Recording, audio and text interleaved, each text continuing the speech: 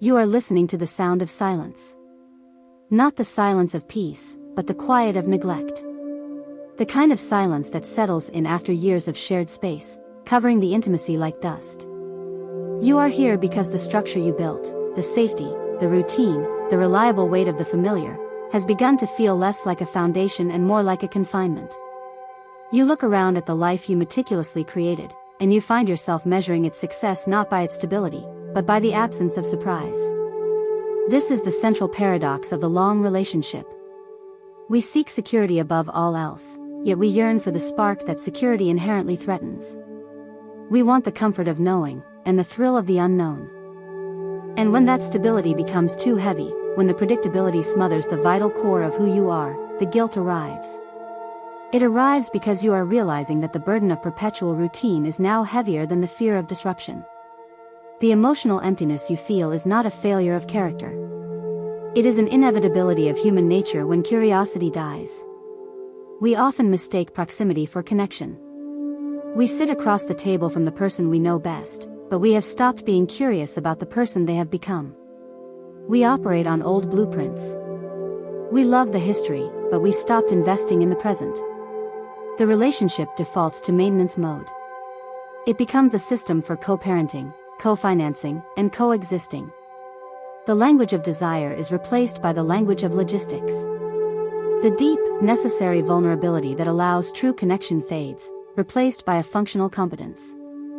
And when functionality takes over, the essential questions of identity, *, who am I now? What do I still want? What parts of me have I buried *, begin to seek answers outside the established container. This is where the late desire surfaces. It is often misinterpreted as a sudden moral lapse or an act of betrayal against the partner.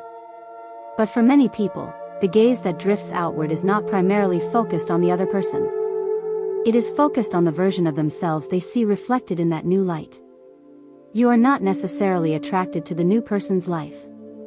You are attracted to the feeling of being seen again, of being defined by potential rather than by obligation.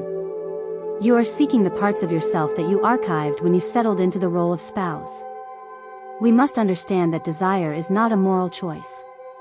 It is a biological signal indicating a vacuum. If the primary source of emotional nourishment is depleted, the natural human response is to seek sustenance elsewhere. This search is not an attack on the years you spent building trust. It is a defense of your own vitality. Many couples find themselves drifting apart simply because they are speaking different emotional languages, especially after years of raising families or focusing on careers. Studies show that men and women often prioritize connection differently as time passes. It is common to observe that for one partner, often the woman, the emotional labor of the relationship expands exponentially. She focuses on the relational architecture, the maintenance of the family unit, the constant emotional calibration of everyone involved. This intense focus on giving often depletes the space required for erotic self-focus. She feels seen only when she is needed. Conversely, for the male partner, the sense of self often becomes deeply tied to external competence, to solving problems, providing stability, and maintaining emotional composure. He retreats further into the world of action and responsibility, often interpreting emotional requests as a failure to solve the problem of intimacy. He feels seen only when he is competent. The result is a fundamental mismatch in need.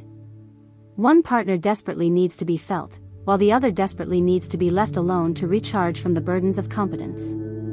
The erotic space requires risk, play, and a willingness to step out of those functional roles.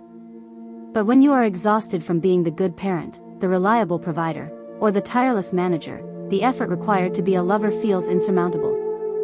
So you stop asking. You stop risking. You settle for companionship.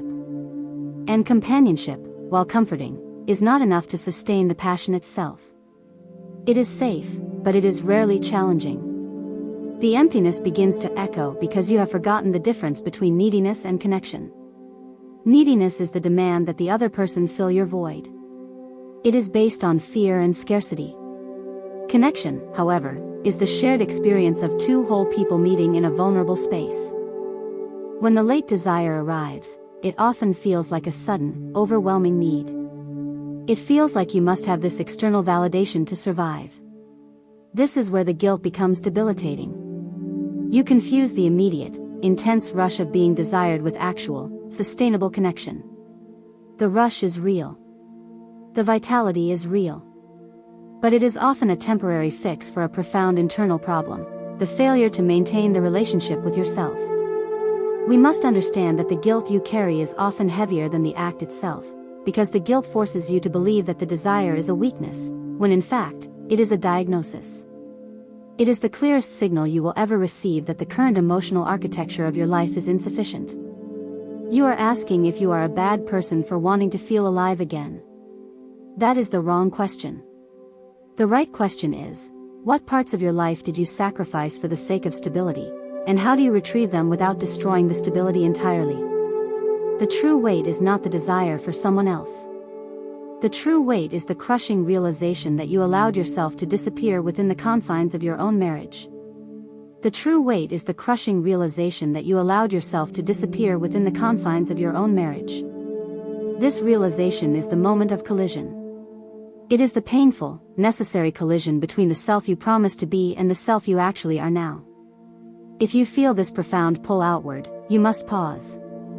You must stop viewing the external attraction as a solution, because it is merely a mirror.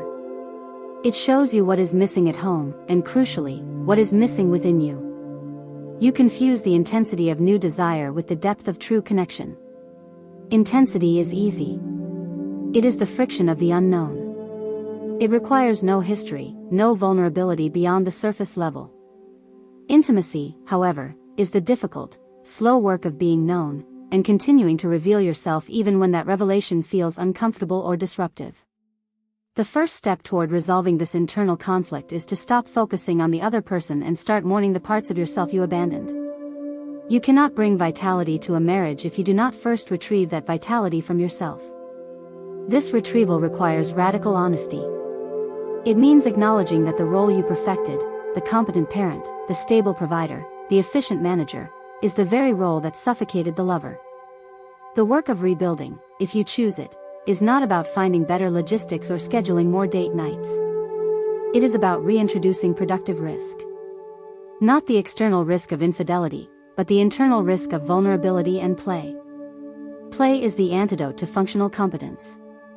It is the space where roles dissolve, where you can tolerate uncertainty and step outside the established script. You must be willing to become a stranger to your partner again. Not deceitfully, but intentionally. You must be willing to ask, "Who are you now?" and truly listen to the answer, even if that answer challenges the secure blueprint you have held for decades. The marriage needs the unexpected. It needs the willingness to tolerate the unknown in the person sitting across from you. If you already believe you know everything about them, their preferences, their thoughts, their emotional limits, you have extinguished the possibility of desire. Desire thrives on a certain degree of mystery. It requires the space for imagination. This is the great paradox. Can you maintain the foundation of stability while allowing for the necessary instability of genuine passion? It requires allowing your partner to surprise you, and you must surprise them. You must allow them to see the parts of you that were archived, the rebellious, the curious, the undefined self that existed before the mortgages and the mandatory bedtime routines. We often assume that connection means fusion, that we must become one seamless unit. But connection is far more powerful when it respects the space between two separate, whole beings. The vital space between you is what allows desire to breathe. When the space collapses, desire suffocates, and all that remains is merging, which is not connection, but dependency. The late desire you feel is often a desperate attempt to reclaim that lost distance, to assert your separateness, and to feel the edges of your own identity again. The guilt you carry is heavy because it forces you to believe that this desire is a moral failure. But the desire itself is morally neutral.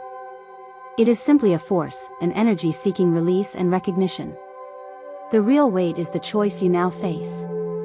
You are weighing the comfort of the familiar against the painful demand for authenticity. This moment is not a choice between a good life and a bad life. It is, as some authors explain, a choice between two forms of suffering. There is the suffering of discipline, the hard, uncomfortable work of facing your partner and yourself with radical honesty, and committing to the slow, messy process of re-eroticizing your shared life. And then there is the suffering of regret, the lifelong ache of knowing you sacrificed your vital self for the sake of an unexamined routine. You must choose which weight you are willing to carry. The guilt of late desire is temporary, and if channeled correctly, it is curative. It is a signal demanding change. The burden of perpetual routine is lifelong and corrosive. It deadens the soul slowly, efficiently, and without drama. The path forward is not a promise of renewed passion, because no counselor can guarantee emotion. The path forward is a commitment to retrieval. It is the commitment to retrieve the parts of yourself that you left behind, and to bring that retrieved self back into the marriage, not as a demand, but as an offering. This is how you begin to lift the burden. By choosing the weight of living authentically, even if that choice means accepting the necessary instability and the permanent, demanding work of keeping a long love alive. If this helped you, subscribe now for more videos like this. Thank you.